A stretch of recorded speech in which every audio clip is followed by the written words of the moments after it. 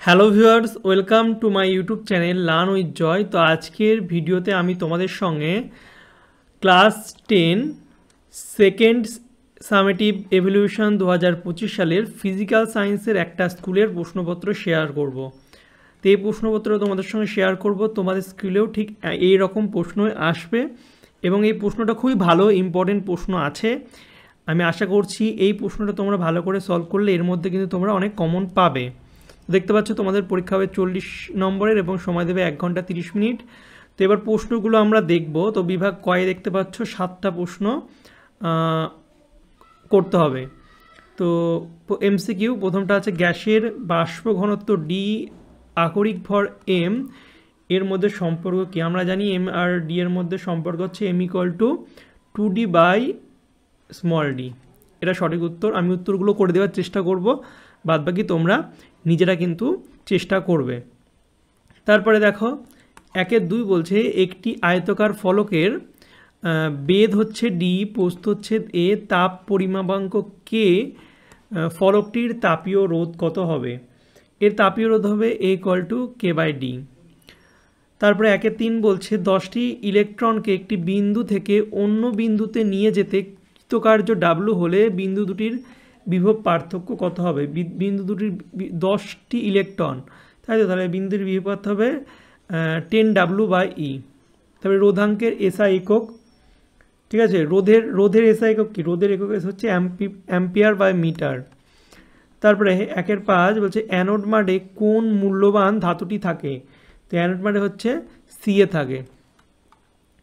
এরপরে 1-6 বলছে কোন গ্যাসটি ক্রিপ যন্ত্রে তৈরি করা যায় না? তো ক্রিপ যন্ত্রে তৈরি করা যায় না হচ্ছে N2।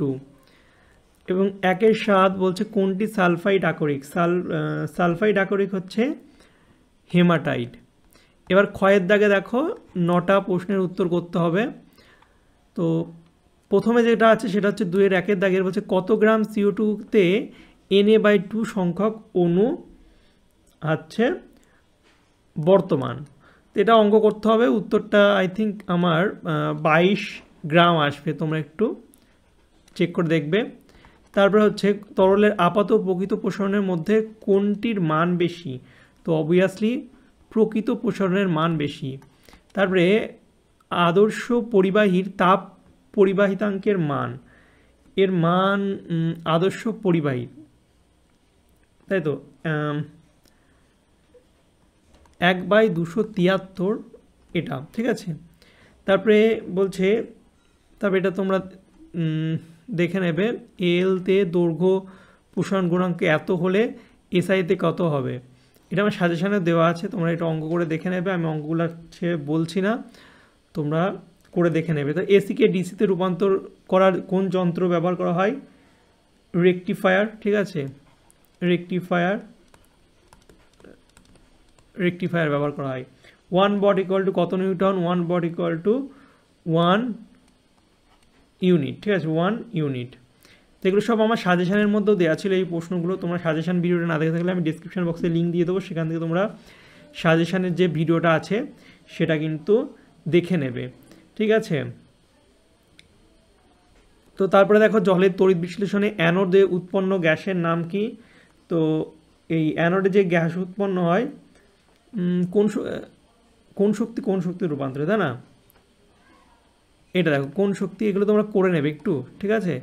সব প্রশ্নের উত্তর আমি কিছু কিছু করে দিচ্ছি, যেগুলো আপাতত আমার মাথায় আসছে। কোন শক্তি রূপান্তরে? বৈদ্যুতিক শক্তি রাসায়নিক শক্তিতে, ঠিক আছে। আর ওলিয়ামের রাসায়নিক নাম কি? ওলিয়ামের রাসায়নিক নাম সোডিয়াম। আর থার্মিট পদ্ধতিতে বিজারক দ্রব্য হিসাবে কি ব্যবহার করা হয়? সেটা হচ্ছে ক্লোরিন এবং সালফার ডাইঅক্সাইড।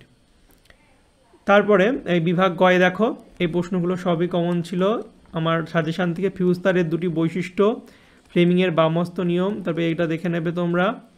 আমি আর সব প্রশ্ন আলোচনা করছি না। মরিচা নিবারণের দুটি উপায়, CuFe এর একটি আকরিকের নাম। তারপরে বিভাগ গয়ে দেখো একটা অঙ্ক দিয়েছে। তারপরে অ্যালুমিনিয়াম সালফেটের কস্টিক সোডা দ্রবণ সহ উত্তপ্ত করলে 6.8 গ্রাম অ্যামোনিয়া উৎপন্ন হয়। উৎপন্ন করতে কত গ্রাম অ্যামোনিয়া সালফেটের প্রয়োজন? তারপরে 4-2-টা দেখে নাও, ঠিক আছে। এই প্রশ্নগুলো কিন্তু তোমরা ভালো করে কিন্তু সলভ করবে, ঠিক আছে? পরীক্ষায় তোমাদের এর মধ্যে কিন্তু কমন আসবেই। এগুলো আমার সাজেশানেও দেওয়া ছিল এবং সাজেশান থেকে মোটামুটি প্রশ্নগুলো কমন এসেছে এবং এটা একটা স্কুলের প্রশ্ন, ঠিক আছে? তো অবশ্যই তোমরা ভালো করে কমেন্ট করবে, আর উত্তরগুলো আমি যেগুলো করলাম যদি কোনোটা ভুল বলে থাকি তো অবশ্যই সেটা কমেন্ট করে ঠিক করে দেবে। তো এই ছিল আমাদের আজকের ভিডিও। আশা করছি তোমাদের ভিডিওটি ভালো লেগেছে। ভালো লাগলে অবশ্যই লাইক, কমেন্ট, শেয়ার করবে। চ্যানেল নতুন হলে অবশ্যই চ্যানেলকে সাবস্ক্রাইব করবে। আমি কিন্তু তোমাদের জন্য এমন বিভিন্ন স্কুলের প্রশ্ন শেয়ার করতেই থাকি, ঠিক আছে? তো চলো ভাই, দেখাবে তোমাদের সঙ্গে পরে একটা ভিডিওতে। Thank you for watching my videos.